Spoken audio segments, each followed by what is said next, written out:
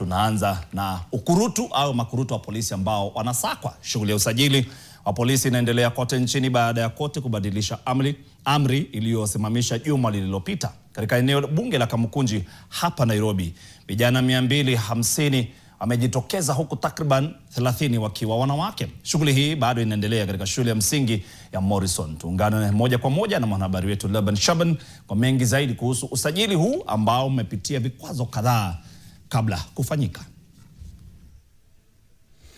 Asante sana Frederick Mwitiriri, ambaye kweli ulikuwa afisa wa zamani wa polisi kabla hujaingia katika tasnia ya wanahabari. Sijui ulisajiliwa na nani? Ulisajiliwa na Tume ya Kitaifa ya Huduma ya Polisi ama ulisajiliwa na Huduma ya Kitaifa ya Polisi? Kwa kweli ulivyosema hapa ni kwamba nipo katika eneo la Kamukunji hapa jijini Nairobi.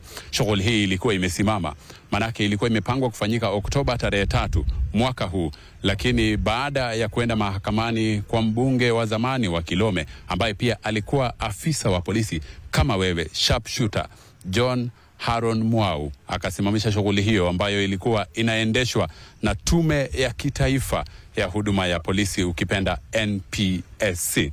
Lakini sasa hivi baadaye mahakama ikaja na kutoa mamlaka baadaye na kusema kwamba mamlaka haya yapo chini ya Inspector Generali wa Polisi, na ndio maana hii leo Inspector Generali wa Polisi katika Huduma ya Kitaifa ya Polisi ndio wanaendeleza shughuli hii ya usajili wa makurutu. Na umesema kabisa, kwa kweli kabisa, ni kama 250 wamejitokeza. Ili kuelewa ni nini hasa kinajiri hapa, naweza kuzungumza na afisa msajili wa jopo ambalo linaendeleza shughuli hii, Nixon Auka. Nixon Auka, asante sana kwa kuungana na NTV, na kwamba kweli mchakato umekuwa mrefu katika mahakama. Mara ya mwisho maafisa wa polisi wamesajiliwa ni mwaka 2022 hapo mwezi Machi, lakini baadaye kukawa na migogoro, hatimaye sasa hivi Inspector General wa Polisi ndo anasajili sasa tarehe 17 Novemba. Sijui unasemaje kuhusu nani wa kumfunza polisi ama makurutu, na nini hasa kinajiri hapa, na kwamba ni polisi ambao wanaelewa zaidi? Ningeweza kupata sana maoni yako ya awali kabisa kuhusu ni nani anaweza kunoa polisi. Asante bwana Edu kwa jambo hilo.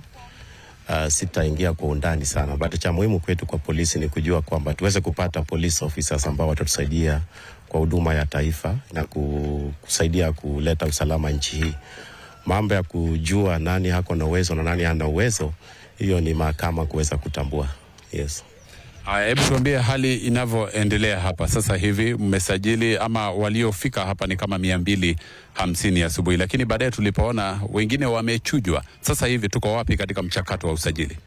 Ni kweli tulipoanza asubuhi, na vile nilisema kwamba hii ni process ambazo vitu mingi tunaweza kuangalia, ambapo inahusisha mambo ya masomo, mambo ya height ya binadamu, yani urefu ya kipimo, kimo cha binadamu, na menginezo ambazo tunaangalia. Wale ambao tumeweza kutoa ni kwamba wako na changamoto tofauti ambazo zinahusisha mambo ya certificate zao, mambo ya urefu ya kimo na mambo zingine mengi ambazo wao pia wamekubaliana nazo, ndio maana wameweza kwenda.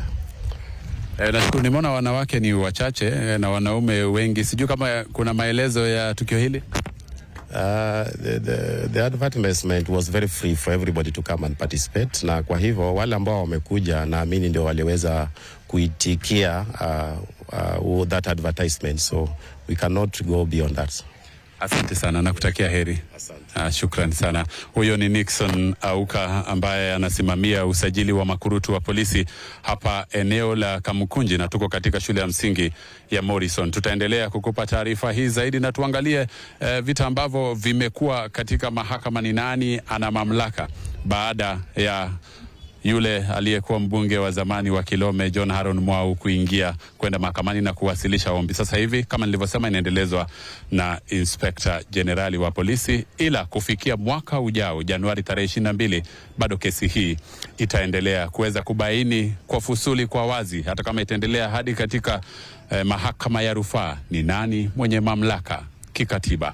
Kwako Frederick. Shukrani sana Laban Shaban ukiwa hapa Nairobi. Ni kweli mimi niliingia kikosi cha polisi mwaka 2004 tarehe 25 Novemba. Nilisajiliwa na afisa alikuwa anaitwa Leo Nyongesa. Nikafanya kazi ya polisi miaka 4, mwaka 2004 hadi 2008. Nikasi kikosi.